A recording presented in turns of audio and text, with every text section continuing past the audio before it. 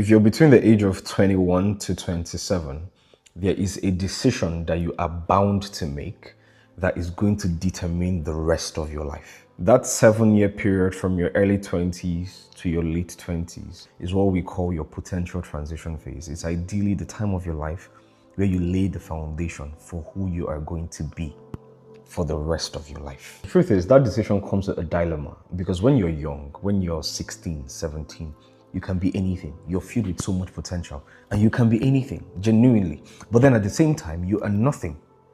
Unactualized potential has no utility in this world. So for you to become someone that will be useful in this world, you need to lose that person that is all potential. You need to give up that freedom and liberty, the potential to be anything, and submit yourself to structure to be one thing that you will be committed to. So all those open tabs that give you a false illusion of options, you need to streamline them to one. In your late childhood, early teenage years, you want to be a lot of things. You want to be a pop star, you want to be a rapper, you want to be an engineer, you want to be a lot of things. Personally, I wanted to be Michael Jackson at first.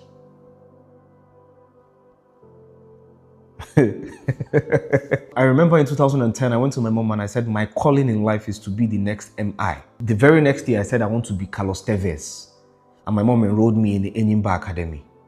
The very next one, I said, I'm going to join a boy band, that I'm going to be the next Backstreet Boys with my best friend in school at the time. You want to be a lot of things. But then as you grow older, it dawns on you that for you to be anything, you need to actually subject yourself to rigorous structure that discipline demands. There's a reason why it's called a discipline. This is the reason why a lot of people say they miss their childhood. You don't necessarily miss your childhood.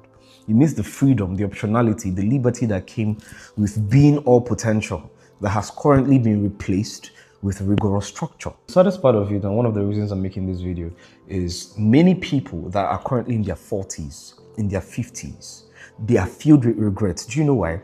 When they were at the age that you are at the moment and had that decision to make, whether to follow structure and become something, go into a discipline and go through the structure it demands, or to stick with their freedom and liberty.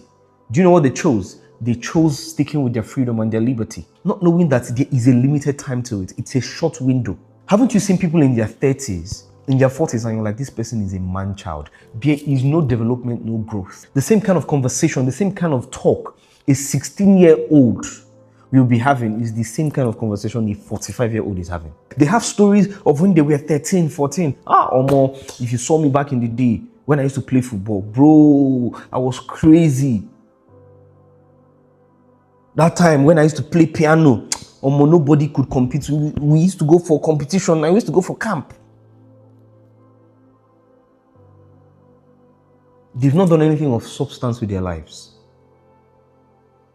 because there was a trade-off that they refused to make. They are telling you now, put structure to your talent. You know how to cook, go to culinary school. Everybody hails you, hey, if she cooks for you, you're going to enjoy her food. Go to culinary school. Don't be that guy that once in a while, you come and paint something and everybody will be like, wow, if only this guy took his talent seriously. That is one of the worst statements that can be made about you in this life. But no, once a lot of structure starts being put in, you feel like they want to stifle your talent, and then you leave. You didn't see it through again. Everybody celebrates Jude Bellingham now. He even scored for England a few days ago. But before Jude Bellingham, there was somebody called Dele Alli.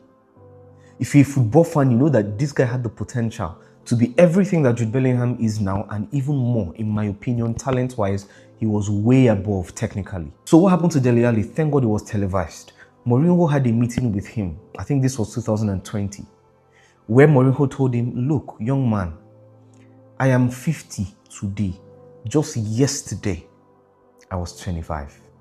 Just yesterday, time flies. And I think you will regret it if you don't become all you are supposed to be. You think I like you, but you need to put in the work. Mourinho told him, you need to want this more than anybody else. You need to put in the work more than anybody else. If not, you're going to regret it. Unfortunately, Mourinho was right. As we speak, Dele Alli is nowhere to be found in football. No club wants to play him. How old is he? How old is he? When Cristiano Ronaldo was his age at the moment, he was still competing for Ballon d'Ors. You see why he's seen as the standard athlete to emulate? Because he put in the work.